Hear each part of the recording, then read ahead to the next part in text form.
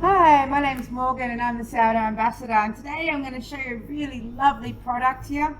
This is called a Snow Rhapsody and it's made using our very own sourdough, authentic Liguria. Like you can see, it's a really special treat, specially designed actually from Romania, with a bit of a Russian influence on there. So we're going to show you how to make this fantastic sweet bread right now.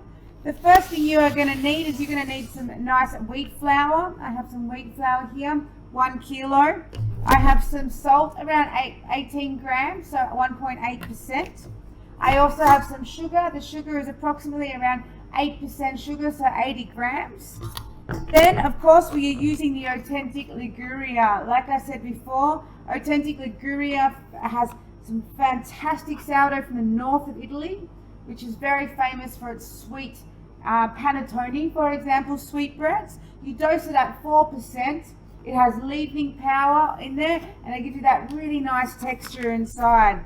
Of course, as well, we have here some butter, so some fat.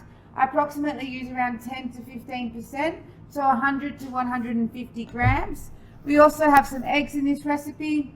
And finally, we have Sapore Carmen. So Sapore Carmen 50 is a ready-to-use sourdough, liquid sourdough, fantastic for your laminated and sweet bread items. It will bring out those buttery flavors inside. So first thing you need to do is you need to mix this dough together. I recommend, of course, that what you do is that I recommend that once you've mixed this dough together, you develop the butter on the second speed.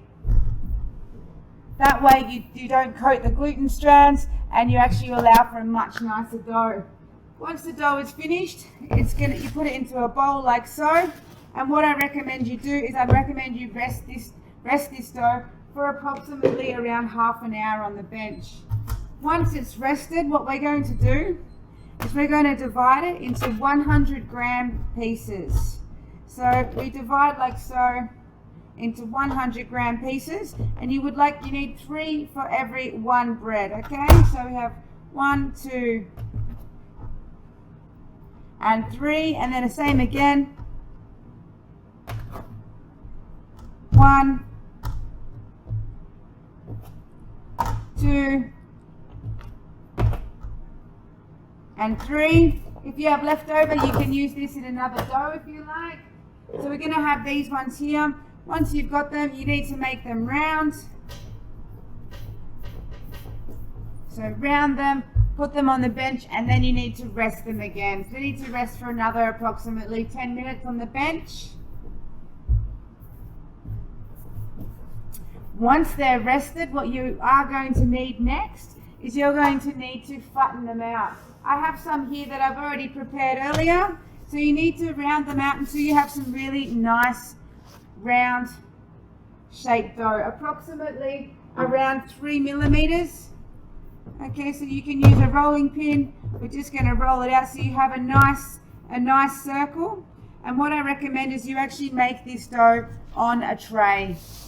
This recipe is better on the tray. And so you have here 3 perfect circles of the same size, the same weight. I'm using here some creamy bit. So the creamy bit I have here is a mix where you just add water and you can make a really nice custard. And we're just going to lightly put a little bit on this one, like so.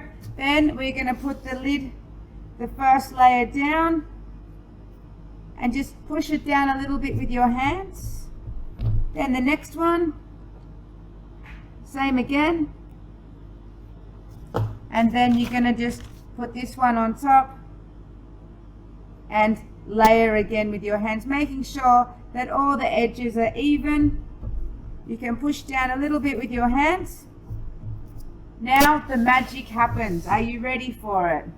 So what we're going to need to do, we get our cutter and we're going to cut, but we're going to also make sure we leave about this in the middle. We cut down the bottom here and we also cut up the top there. The same on this side, like so, and then the same. And so you make sure you leave a circle in the middle that you don't cut. Now we're going to repeat that again. We cut around again one more time. And finally, one more time again. So we cut this, take it out, and we're going to twist 1, 2, 3, and then stick them together. We're going to repeat that again. So we cut in the middle, pull it out, twist 1, 2, 3, and then at the end, stick them together. Also, it's really good if you have a cloth because you can turn it around.